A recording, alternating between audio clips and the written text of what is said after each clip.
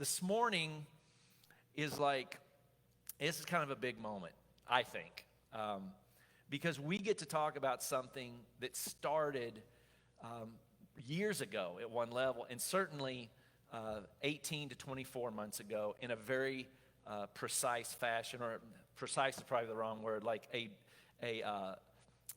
very definitive fashion. We started having a conversation around diversity and inclusivity about 2 years ago that not only embodied just our staff, but it then transcended our staff and started to encompass conversation and struggle within our community. And here's how I want to begin this morning. I want to begin by reading a passage out of Mark's gospel, where Mark writes that after John was put into prison, Jesus went into Galilee, proclaiming the good news of God.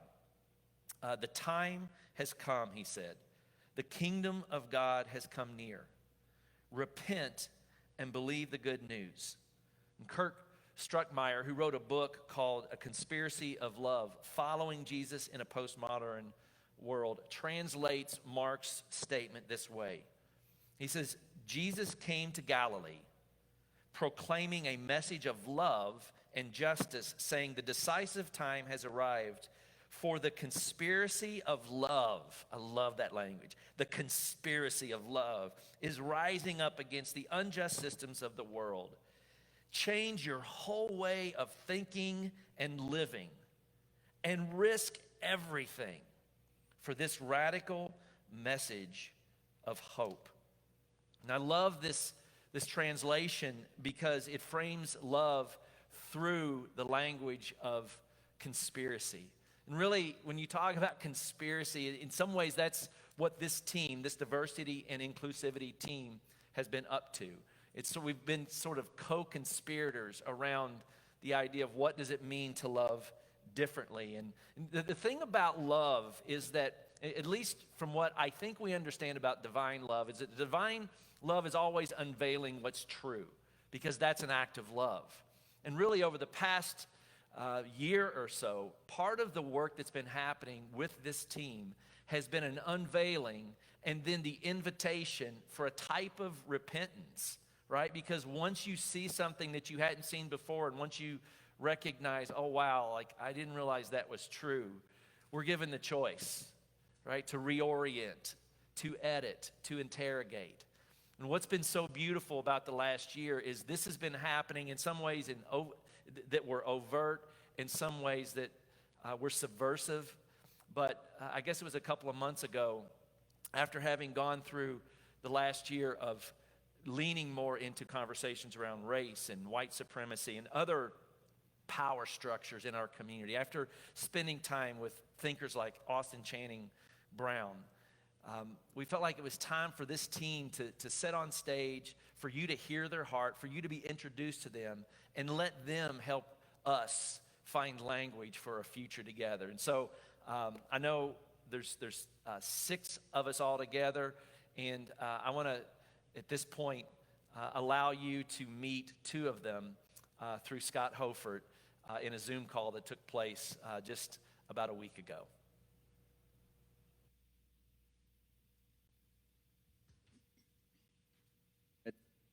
Really good to be with you this morning, and I'm especially grateful to be with you. I have 2 of my friends here that are a part of something that has been really significant for us. I know Lauren and Dee, you guys are you've got a lot going on, some travels and some things that are happening. So we aren't able to have you with us on Sunday, so it was really important that we had you share your voices during the week so that we could integrate what is happening the whole morning. So, Dee, would you take a second and maybe introduce who you are in this space and your family and how long you guys have been here and how you've connected? Great, thanks, Scott. So for those of you who do not know, my name is DeAndre Watson. I am the husband of Elizabeth Watson. I was introduced to Watershed about 8 years ago. My wife had been coming to Watershed at the very beginning, probably 4 or 5 locations ago. Mm-hmm. That's kind of the way we mark and stay at Watershed. Yeah. But, it's funny, when I was initially introduced to Watershed, I was dating my wife at the time, And Watershed was really her thing. And it was one of those things where I was introduced to Watershed, and this is kind of the thing that she was really passionate about, and it wasn't quite my thing. But as we continued our journey together and became married and became more embedded within the overall community, Watershed became something of my thing. So, over the last, I would say, 4 to 5 years, I've really had a chance to kind of get to know people from a number of different elements within Watershed. I've had an opportunity to be a part of a few blogs, do some volunteering, and then really have come to call Watershed home now. So, Lauren, you and Alex have been a part of this community for how long now? We've been a part of Watershed for about 4 years now, off and on. Yeah, and you're connected in different ways, or what's that look like for you since you've been here? Yeah, so we were connected to Watershed through Rich Robles, actually. And so from there, we did Preface, and then both of us are in separate blocks. I'm in a women's block, and Alex is in a men's block. And I've been a part of that block and then leading that block for about 4 years or so, and leading it 2 years. About a year and a half ago, when the diversity and inclusivity group started coming together, and it was imperative that we had people that sat at that table that loved this community, that knew this community, that knew how it worked, and could speak into it from that perspective as well. And so that's been important, as many of you, those of you who sit at that D&I table, serve and love this community. We're grateful for you guys in that way, because you bring such a wealth of understanding of how things work, and then how we can interrogate those things in terms of a broader diversity and inclusivity. So besides maybe being asked, why did you sign up to be a part of this diversity and inclusivity group?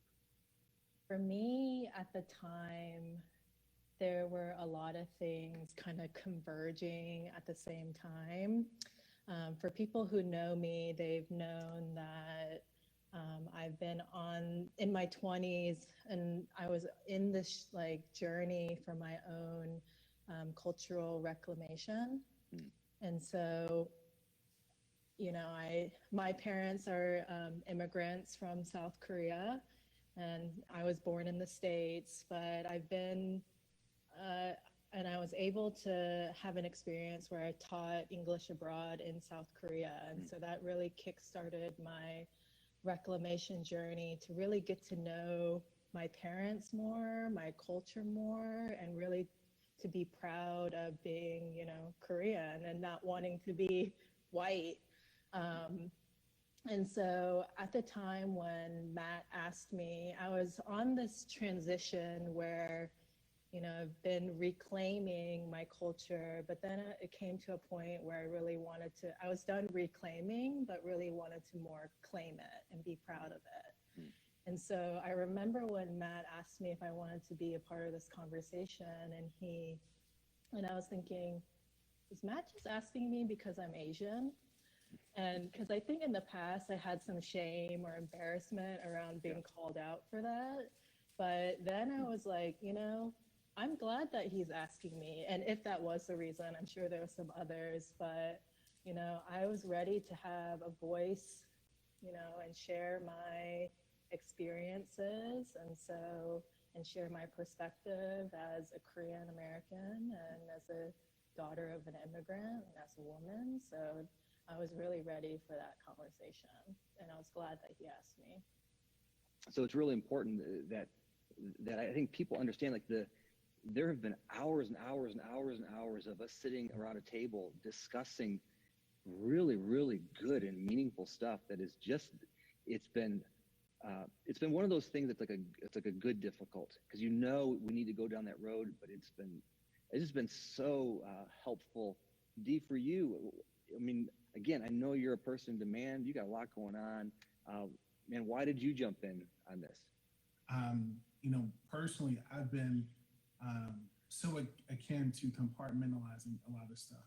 So my personal life is in one compartment. My professional life is in another compartment. my, family life is in another compartment. My church life is in another compartment.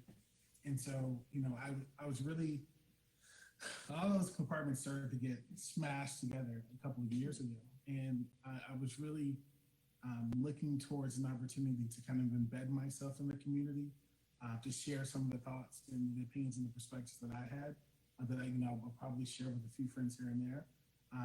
But I really felt comfortable enough after years of being part of the watershed community to add, a perspective, in my opinion, and I wanted to make others aware that it's okay not necessarily being like every single person else, or perceivably like everybody else that's in the watershed community, and maybe share again some additional thoughts that may not have been communicated before. So for me, I wanted to jump at the opportunity to contribute from that perspective. And to your point, Scott, I think there's been a lot of hard, messy conversations that that I think they've been so affirming for all of us. It's not. I think the value in them continues to permeate throughout not just my watershed experience, but my personal experience, how I kind of shape my perspective across the entire world. So I think the thing that I'm a little bit surprised, not surprised, but I think the thing that I'm really extremely excited about and appreciative of is the fact that this experience has actually pushed me to think even more radically inclusive than I was thinking beforehand. And so, and that's been something that's been extremely valuable to me personally as I try to continue to grow. And as Lauren kind of mentioned, that whole reclamation process, trying to figure out what are the elements of your own existence that you really want to take ownership of and take hold of that you may have discarded in the past. So really excited about that, and really, it's been a challenge, but it's been an amazing challenge. Well, so maybe you kind of hit on it a little bit, because you started answering maybe my next question I wanted to kind of throw at you is, why is this team important? Maybe more generally, but specifically, why is it important for you? Yeah, I mean, I think it's important for me because, I think there's something to the radically inclusive nature of what we're trying to do. And I think there is something to thinking about and really challenging ourselves to really welcome people to the overall experience of watershed, and to challenge ourselves to not be confined by precedent or notions or things that may have been the ways that we've done things historically within the past. And I think you got to get the thing that's been extremely, again, I'm grateful for even the opportunity to have these conversations, because when you get different people in the room, you get such a diverse set of experiences and perspectives and insights and thoughts. And I think no one person thinks the same. No one has a kind of a monolithic mind frame about things. And, there are things where I may not have been as moved to go in a certain direction as others, but I think there is something that's, again, it's extremely inclusive and it's collaborative and it's affirming in so many different ways, versus, being in an environment where there's only a certain way path to go, or there's a certain sense of going in a certain type of direction. So for me, I think that the inclusive nature of kind of what we're doing, I think that there's a certain, vulnerability in it, right? That makes us a little bit, to say the least. Yeah. Well, but I think there is something to that vulnerability that, it's kind of truly indicative and endemic of the watershed experience too, because we as a church community, we really thrive in that vulnerability in that space. And that's one of the things where I think this space is just as important as any other space where we want to be truly vulnerable and transparent and honest with ourselves as far as where we are and kind of where we want to go. Yeah. So I have found myself many times sitting at the table with, there would be 6 of us, and to hear how many of the table saw something very differently. And that was interesting for me. And then to hear why you saw it that way. So again, just to broaden that was one of some of the really rich parts for me to hear, and then to hear the cross-generational nuances as well. Some of you are younger, some are older at the table, and how you speak to your coming to understanding watershed and diversity conversation has been really meaningful through the variance there. So, Lauren, for you, why has this team important? And then maybe why do you think this team's important for watershed? Like kind of like cast vision towards why this is helpful and meaningful for our community. Yeah, I think last year when we were going through the Austin Channing Brown experience, that was really a touch point for me. You know, I mentioned I was, you know, in the process of claiming my heritage, but that was a experience for me. I was leading a block, and in that conversation, you know, forced to learn language and how to approach that conversation with others, and particularly from a different person's perspective. You know, it's from Austin's perspective. And so that was a really interesting experience, and starting to really look at, you know, what is anti-racism. And so, you know, and I've also learned along the way that, you know, the difference between being racist and not racist is different than being racist and anti-racist. Yes. And so that's been a really, you know, important distinction for me, even to look at and dismantling my own privilege that I have, and the cultural assimilation that I've experienced throughout my life. And so for me, this team is important not only for my own growth, but really, you know, Watershed has declared itself to be an anti-racist church. And so this team is here along the way to support, guide, and hold the Watershed accountable too. So, I mean, our conversations have definitely been deep, vulnerable, and we've all learned something, especially myself. So, think ahead 5 years from now. You know, you and Elizabeth have been here for a while. You've invested in a couple of different ways in terms of how this community moves forward. But man, the DNI, diversity inclusivity group, that legacy has been really, really rich. And you look 5 years down the road, you say, this is what I would like to see. This is what I can imagine Watershed could be if we really continue to push into this and throttle down. What, in your mind, maybe what would that look like? Any thoughts? That's a wrestle with this question a little bit. This is not an easy one, but I think where I'm settling out, and where I think Watershed will be kind of 5 years from now, and ideally, is that it will continue to be pushing the envelope and challenging itself to be to be an anti-racist church, to be an inclusive church. You know, I keep thinking of like the poem that's at the Statue of Liberty, right?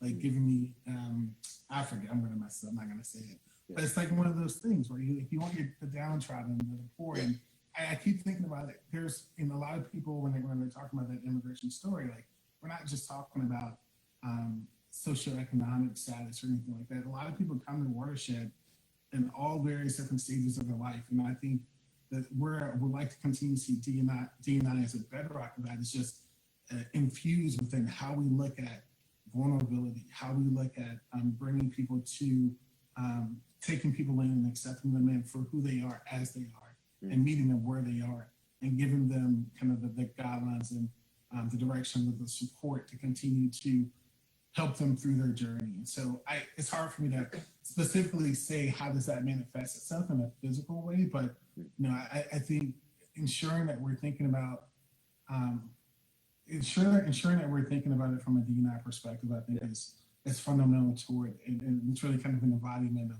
kind of the other core, you know, Watershed fundamentals and thoughts about kind of where we are as an organization and community. This is a journey. And so there's not really an end to it. It's just where are we headed and where are we going? And so for me, the answer to that is quite simple.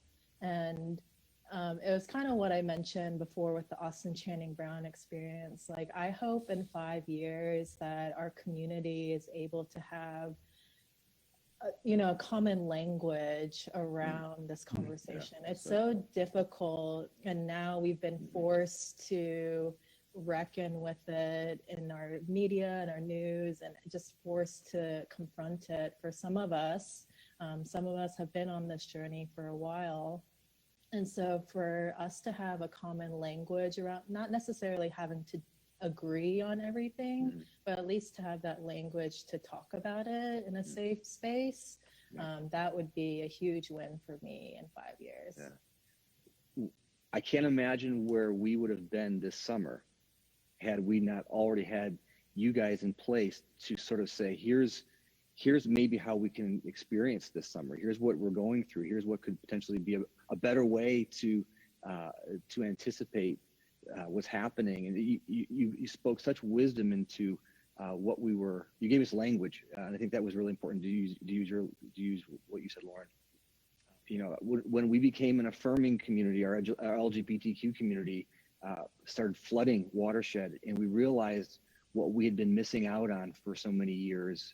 And I'm pretty convinced we're gonna have that same conversation. You're like, oh my goodness, the wealth of experience and relationship and culture, and is we are a better community by having some diversity. And so I think there's a larger conversation. I think it's real practical, and so there's going to be so many changes that we really look forward to, and we know that you're pushing us towards, and we're really looking forward to moving that way. So thank you for the work you do.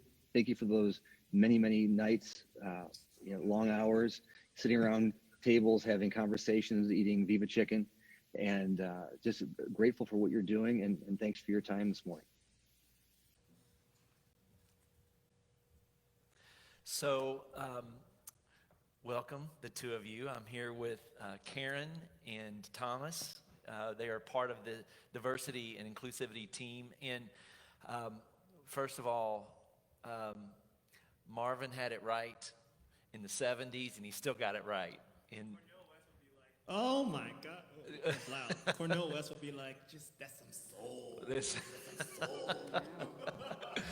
So, we've already heard from Lauren and Dee, and I want to try to, that not only did they give emotion and context and story and content, I want to try to drill it down a little bit further underneath the surface, because there's been very tangible shifts, things that we've included, ideas, concepts that we've literally started to integrate because of the work of this team. And so before we go there, though, I know a lot of people know who you are because of some of the work that you've done, but a lot of people don't. And so can we take just a moment and kind of introduce yourself, create a little context? Who are you? Where you come from? Who's your family? And you get to go first, Karen.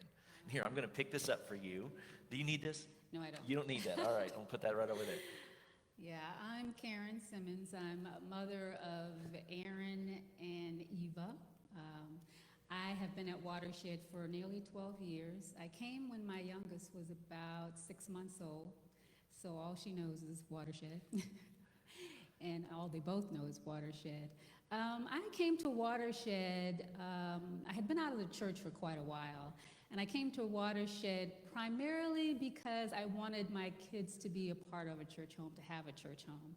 So they sort of got me out of my little, my little shell, and I braved back into searching for church, and I visited several churches across the area, and I was very pleased with Watershed. I felt very at home immediately, and I just loved the children's church, so yeah, you stuck with me. 12 years. Yeah. 12 years. Thomas, not 12 years, but how long? Yeah, you got me beat.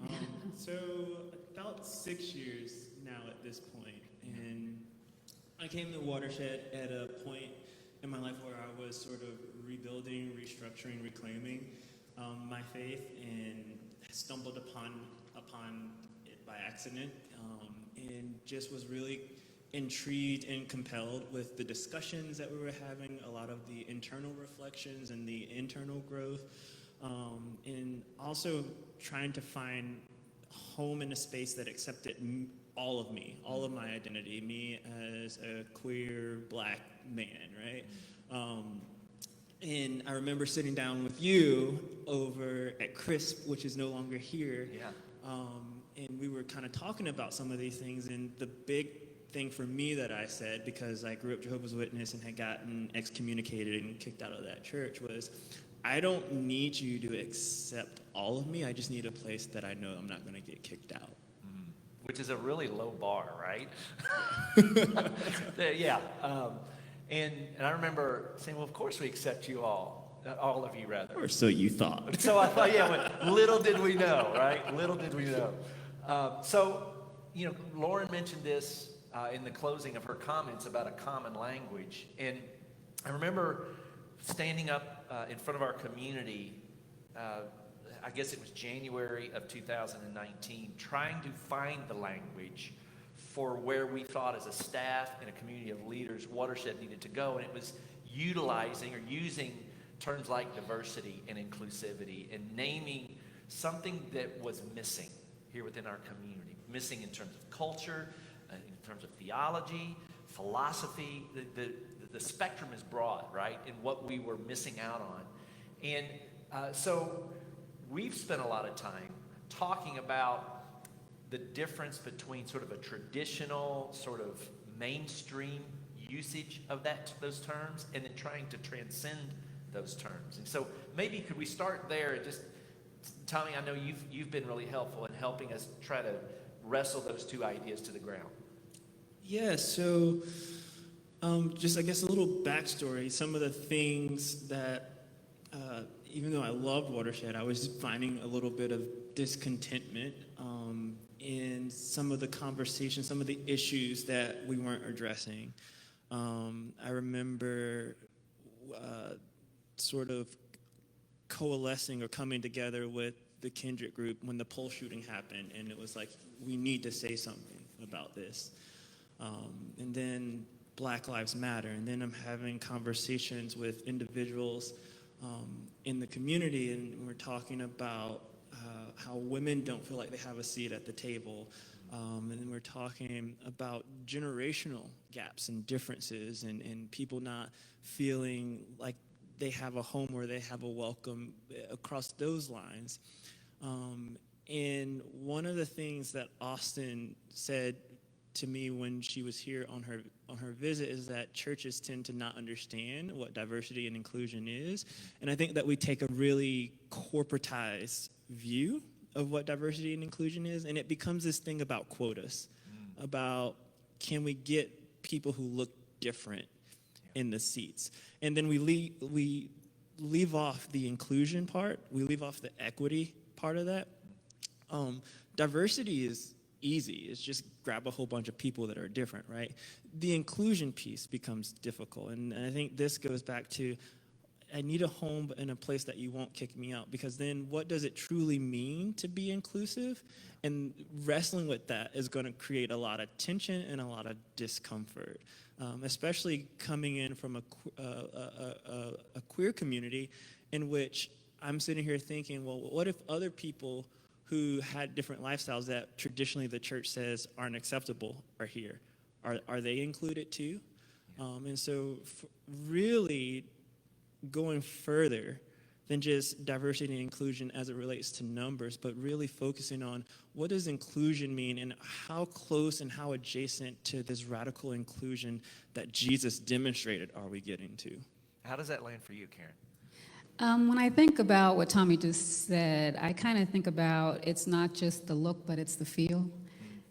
So we talk about look and feel. I mean, we don't necessarily want warm bodies of color in the chair. We would love to have them, but they need to have a certain feeling. And I kind of think about my kids, it's not just the look, they want to feel a certain way. And that's what inclusion means. It means you feel included. And I think a lot of the discussion we had initially was about how do we capture that and have outcomes in terms of how people feel. Well, and you're so both of you are leaning in a little bit to the work that has been going on and the work that is happening now. And so what I hear and what I've heard for the past year has been there are certain buckets, per se, that we need to start to address. And if you're not careful, you'll jump out way too far down the road to like performing this into existence, which that doesn't work when you're talking about community. So can you guys spend some time sort of riffing on here's some of the things that we've been doing, and then here, like in terms of sort of preparing the ground, so to speak, and then what's the work that we've been actually doing more present day, sort of rewinding the clock, but then in giving categories and sort of structure to what's been taking place.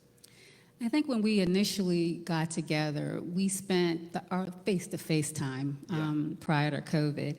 We spent a lot of time getting grounded, understanding or trying to understand what this really meant for Watershed. And we didn't want to have any preconceived ideas, so we didn't want to follow the corporate language per se, because that wouldn't really overlay onto Watershed very well.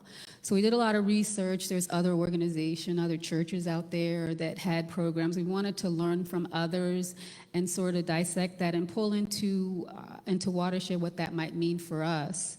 So we weren't under a time crunch or anything. We just got grounded in it. I think eventually, through those discussions, we decided, through our brainstorming, we decided what buckets of work we needed to do for us, and relationships was high on that, and education was another bucket. We talked about the structures and the systems within Watershed, and we talked about the external impact, our external impact. We prioritized those, and obviously because of, Ahmaud Arbery and all the things that happened into the world, our prioritization just got flipped because, like I said, we weren't necessarily on a timeline, but we got momentum from things that were really happening in the world. So we were able to take all the structure that we had outlined and then pull that into reality. So we had reality and the structure side by side, and we started just running the race based on what was happening out in the world. So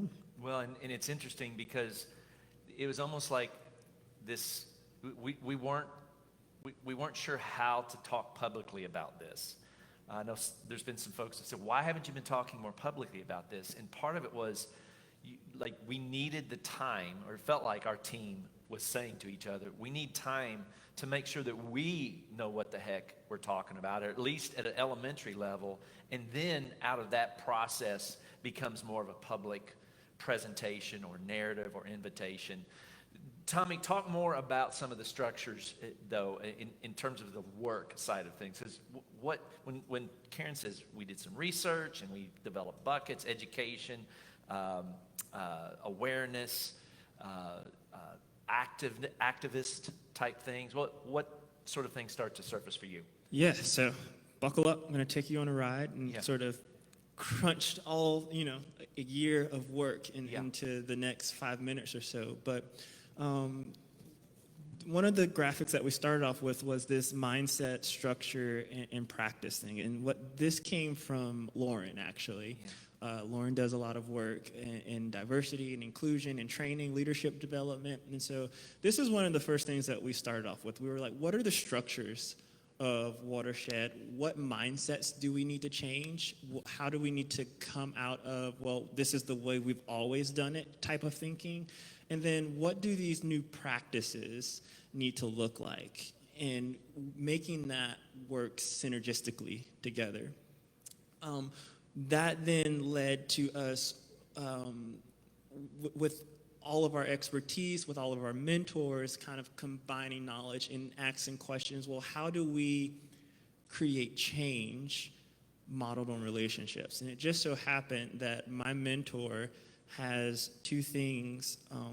And one of the big motivations for me in this was that this work about diversity and inclusion is all about relationships at its core, at its foundation. And the thing that was heartbreaking to me is that people were coming up to me and saying, I don't feel connected here. I don't find that I'm having relationships, especially a lot of people of color. I heard that a lot. And I began asking, well, what is this? And so most often in our society, our relationships are transactional, and it's not relational.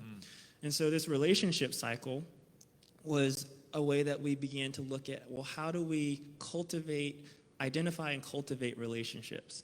And then recognizing that relationships are cyclical in nature, that there's a process, there's an intentionality to cultivating relationships.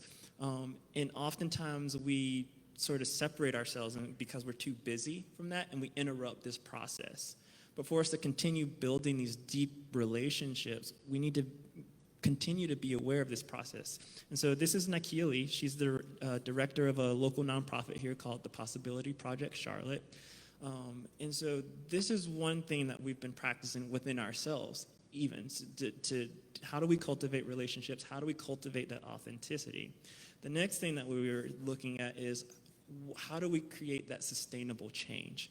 And so this is one of the things that we've been working with as we roll out things is what this is called the cycle of change.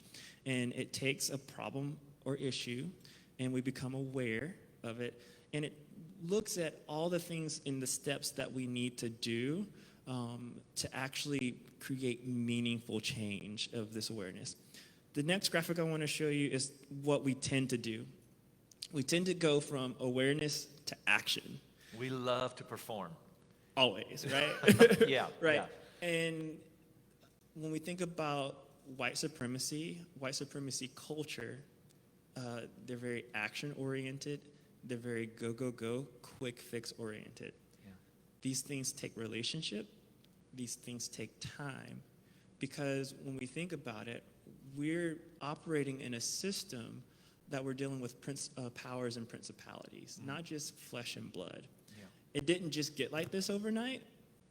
Oppression didn't just get here overnight, so it's not just going to unravel overnight. And so we wanted to bring some intentionality of how we thought through these things, and as Lauren said, we needed to find common language also in how we talked about these things. Well, and so everything that you just described, in some way, this is teaching that is happening now, and I know you've worked with our book club facilitators. So if you're is that correct? Yeah. Yeah. So book facilitators, if you're listening this morning and you have a training that you've been invited into, you've gotten a taste for some of the deeper conversations that you're going to get to be a part of. So that was free, that promo there. But talk a little bit more about, because I know you've jumped into Greenhouse. So talk a little bit about that experience. So with Greenhouse, I've been working with Blair. We kind of wanted to sort of emulate some of the good work that we'd already done in I'll call it the grown-up D&I team. So we wanted to really create a young children and young adult form of that.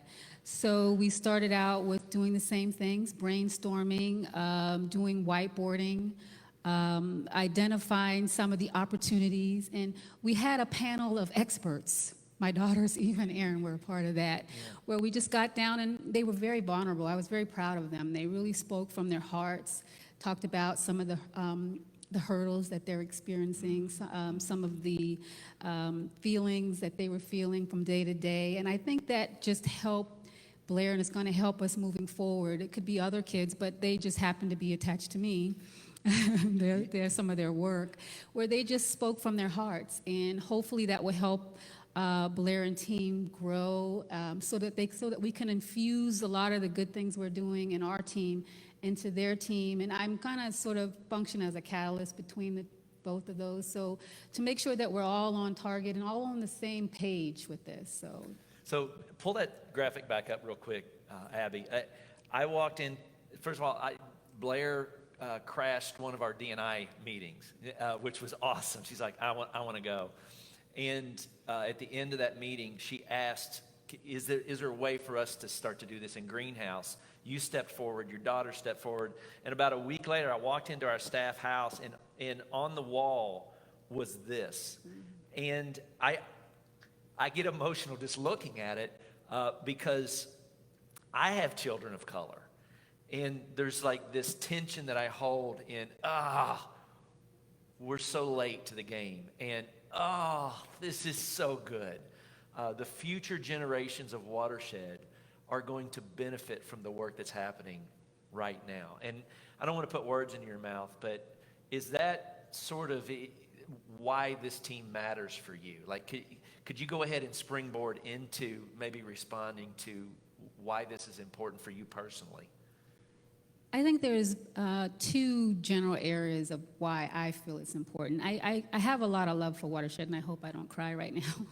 But I have a lot of love for Watershed. I think sitting in Watershed have taken me through a lot of rough times in my life, unbeknownst to you. I sat in that row just feeling the love without your arms around me, quite frankly.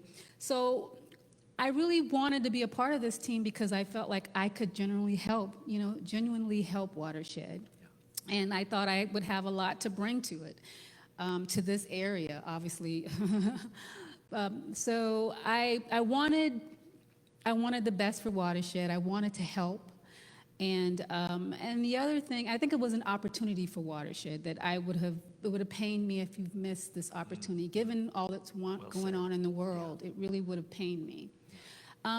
That's the first reasoning. But the second is because of my children. It's easy for me to come to church and sit there and sort of assimilate and sort of not even be bothered by it. That's not the right frame of mind, but, you can get comfortable in that. But my kids weren't comfortable. They're having a battle. They feel loved, but they were feeling not seen, not totally not understood enough. And they felt like they stuck out. And I wanted to bring that to Watershed to help grow Watershed. And obviously my kids, brought that through the brainstorming. So it's a love story for me to be able to infuse from the heart everything that I'm feeling and to bring what my kids are feeling to help grow them, grow me, grow you. Well, and building off of that metaphor, you and I have had conversations about there has to be a heart that beats and pumps through the vein of relationship and leadership into other parts of this community, which has started to happen. It's happening in the leadership training of book club facilitators in Greenhouse, in Shed Village, in Shed students, and there's other areas. Tommy, can you take just a moment and talk about why this is meaningful for you? Yeah. Again, I'm going to go back to the relationships, even though we call it book clubs, but it's so much more than a book club, right? Yeah. We are learning how to facilitate relationships through a trauma-informed lens. And I think that is so important when we start to talk about intersectionality, when we start to talk about places of oppression and how we approach people, how we hear people's stories, how we hear their narratives. And the other thing to that is this has never been about us. One of the questions we've always asked ourselves is, who's not at the table? Who needs to be here? And so to get children's input, right? That's inclusive. Yeah. To get input across the generational spectrum. It's inclusive, and it's building relationship. And I think that going back to why it's important, when we build relationship with people, inevitably what's going to happen is there's going to be disruption. And so I think one of the fundamental things that we're asking ourselves is, in a diverse and an inclusive environment, how do we hold disruption well? Yeah. And one of the things that I've been consuming right now is this book called Emergent Strategy by Adrienne Marie Brown. And what she does so brilliantly is take naturally occurring things in nature and apply it to change. And I find this practice to be so spiritual. And one of the principles that she makes, principal observations that she makes, is that what happens on the individual makes up the collective. What happens at a micro level replicates at a macro level. Small is good, small is all. The large is a reflection of the small. And it made me think about Jesus' words in John 14. And I love John because it's different from the other three Gospels. Right. And that the other three Gospels sort of give narrative and story to Jesus' life. John says, I'm going to go a bit higher level with this and go into the mystics, go into this contemplative of what I think Jesus is here to do and try to embody this human in this divineness. And so in that context, in the context of empire, in the context of Jesus about to be crucified, at John 14, 12 through 6, Jesus is talking about following him, being the way, and following Jesus to the cross. That means suffering, service, sacrifice. Yeah. And that's so hard. But at John 14, 12 through 16, he says, believe me, I am in my Father, and my Father is in me. If you can't believe that, believe what you see, these works. The person who trusts me will not only do what I'm doing, but will do even greater things, because I am on my way to the Father. Whatever you request in this way, I'll do. If you show me love, show it to me by doing what I've told you, and I will talk to the Father, and he will provide you another friend so that you will always have someone to help you. This friend is the Spirit of truth.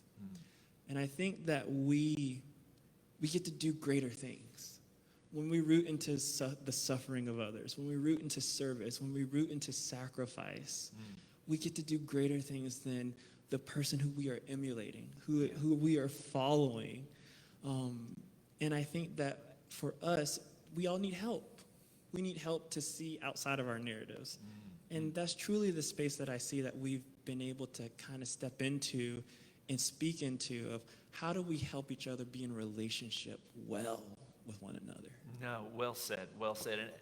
And you're talking about transcending, right? And including, like not just pushing aside what has happened or who has been with you, but trying to create a way forward so that the core of this is love, the core of this is relationship, and allow God to form something within the context of community as we move forward together.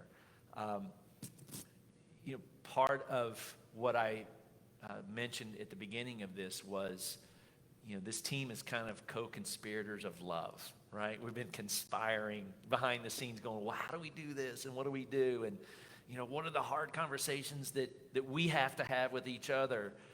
And on a side note, the deepening process relationally within the team, I don't think I was expecting that part. I thought, all right, of course, we're all friends and we've been in community together, but that's been this really transformative experience. I know for myself, I think I speak for Scott as well. I think it's really easy to get wrapped up in the fear of the unknown and the fear of what you're leaning into, and not be able to trust that you'll actually be loved through this process. And so, how do we then invite people into this? What is, in some ways, I think it's, you want to be co-conspirators? That might be helpful language. We've got a little something up our sleeve here when it comes to love and mercy and justice.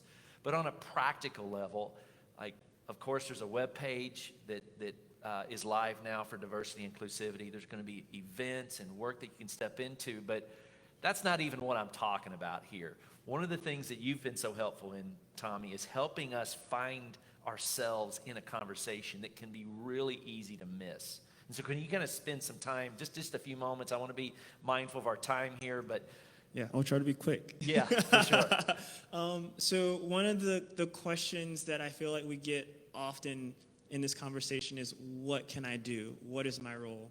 And one of the things that we say in this social change space and in this, even in this spiritual space, is that we're all in the same space, but we're at different places. And if I could give you something that might help shift your mind and how you think about action and how you think about how you might have to show up, this is roles in social change. It's an ecosystem. It was created by Deepa Iyer, and it helps us to move, and I'm using her words here, it says, move off of the seesaw of outrage and numbness that many of us find ourselves in. And so when we look at these, and we look at the pursuit of equity, liberation, inclusion, and justice, and we think about what we have to do, there's somewhere that all of us can fit into this. Some of us are frontline responders who quickly and ably transition into rapid response mode. instinctively and organize resources, networks, and messages. Some of us are healers who tend to individuals and intergenerational traumas of white supremacy, racism, colonialism, capitalism, patriarchy. Some of us are community storytellers and artists, binding the past and the present, channeling histories and experiences of our ancestors. Some of us are natural bridge builders. Some of us are proud disruptors who speak and take action. Some of us are caregivers who provide nourishment and organizers who exude concern and love. Some of us are visionaries. Some of us are builders. But all of us have a role. Well, I love what you're saying there, because I think that because disruption activates fear, you kick into this binary mindset that it's an either or thinking when it comes to this. And if I'm doing X or I'm failing, either I'm doing X or I'm not enough. And what was so liberating, at least for me personally, is to look at those different expressions and go, oh my gosh, like I see myself in there. And then there's some parts of me that I think I could grow in as well. What were some of the things can we pull that graphic back up real quick, Abby? Like, Karen, if you had to sort of name the one, don't look at me like that. I can't even see that screen, so we're not going to go there. Well, what sort of surfaced for you when you saw? When I saw that, it was freeing, because even as a person of color, we're not always in the battle on the front line all the time. And there have been times in my life where I have had some other thing I needed to fight personally, that I wasn't always in a fight, and I wanted to be in that fight. Yeah. You know, I wasn't out there marching on that day, but it was liberating and was freeing, because I did do other things, and it made me okay that I'm still being a part of it. So I was very excited when Tommy actually got like, oh my gosh, I can see me. I'm always this. I'm always that. And I knew that we were able to reach the person way in the back that was tired, that didn't get why we were always being as aggressive as we are. And they weren't in the fight for it. They weren't up for it. It gave them something to hold on to where they could be a part of it. They didn't even know they could be a part of it. They didn't even know they were, because they were doing that thing, you know. So I thought it was sort of mind shifting when I saw that, to be honest. And I'll just say, this is a new framework. This is something that we're just playing with, and that we're just starting, but it's all through the context of a relationship. What is our role in the context of a relationship, and how can we be informed by these experiences? How can we be open to these experiences and co-conspire together? And so I just find a lot of hope in these things, these frameworks that we see, and this truly rooted in sort of this contemplative tradition. We're being invited to not act for once, and to go into a space of contemplation, so that can then inform our action. And I think this is the example, really, that Jesus set for us, this one of action and contemplation. It's a both and, right? I think some people, they think they kick into like withdrawal, reflect, or they kick into activism of some sort, and we have to figure out how to do both well or better. And do that through the context of community, and do that within the deepest possible space of love that we can access, which might be a good way of wrapping things up this morning. We started with love. We started with conspiracy. And in 1 John, John talks about a particular type of love. And then also James Baldwin talks about, it's almost like I found these two offerings, and it's almost like James Baldwin and John were having a conversation. And so can I read these as a way of sort of not ending our time, but putting a comma in our time? Again, if you have questions, please continue to send them. We're not going to be able to get to those today, but we're going to try to innovatively respond, or at least be informed moving forward. And then, of course, there's a web page. There's ways to begin discovering yourself, because that's really what we were talking about in that last example. This isn't just about doing something, it's about a self-discovery process as we move forward together.